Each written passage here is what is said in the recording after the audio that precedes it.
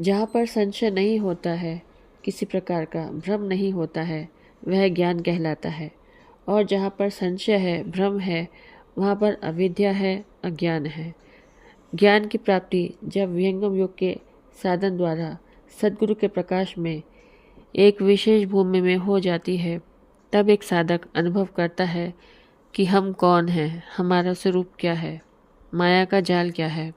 वास्तव में देखा जाए तो जीव का शत्रु मन है, माया है। ऋषियों ने कहा कि माया दो प्रकार की होती है। माया का जो संबंध है वो संसार की वस्तुओं से है, संसार के भोगों से है, जिसे हम स्थूल माया कहते हैं। और एक माया है जो सूक्ष्म है, झीनी है।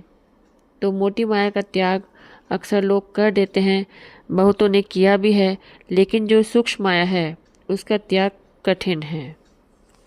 विशेष परिस्थिति में हम घर द्वार छोड़ देते हैं, नौकरी व्यापार छोड़ देते हैं, सगे संबंधियों से अलग हो जाते हैं, कपड़े बदल लेते हैं, तीर्थ यात्रा करते हैं, चले जाते हैं शांति की खोज में, परमात्मा की प्राप्ति के लिए। लेकिन इतना सब करने पर भी सूक्ष्म माया का त्याग हो नहीं पाता। अगर सूक्ष्म माया हमारे साथ है तो इसका मतलब त्याग हुआ नहीं। सूक्ष्म माया का त्याग कैसे होगा? जब हम स्वरवेद से जुड़ेंगे, विहंगम योग से जुड़ेंगे, सद्गुरु से जुड़ेंगे। परम प्रभु की एवं सद्गुरु की कृपा जिस जीव पर होती है, वही उस सूक्ष्म माया का त्याग कर सकता है। सूक्ष्म माया का संबंध मन से है। मन नहीं चाहता कि जीव का आवागमन छूट जाए। मन नहीं चाहता कि जीव का विकास हो। जब तक मन हमारे साथ है, तब तक मुक्ति नहीं है, तब तक छुटकारा नहीं है। तो माया का संबंध जीव से कब अलग होगा?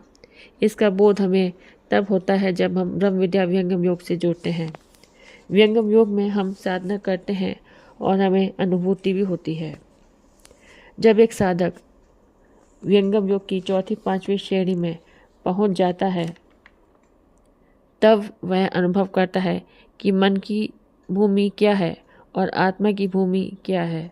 मन की भूमि में बैठ करके भक्ति नहीं होती। विहंगम योग का जो साधक है, मन और पवन से अलग होकर के अपने स्वरूप में आकर के चेतन भक्ति करता है। यहाँ जड़ भक्ति का विधान नहीं है, चेतन भक्ति का विधान है। सद्गुरुदेव ने कहा कि यह आत्मा चेतन है। यहाँ चेतन आत्मा ही चेतन परमात्मा की प्राप्ति करता है। आत्मा को परमात्मा से मिलाने के योग को ही ब्रह्म विद्या विहंगम योग कहते हैं। बोलिए सद्गुरुदेव भगवान की जय।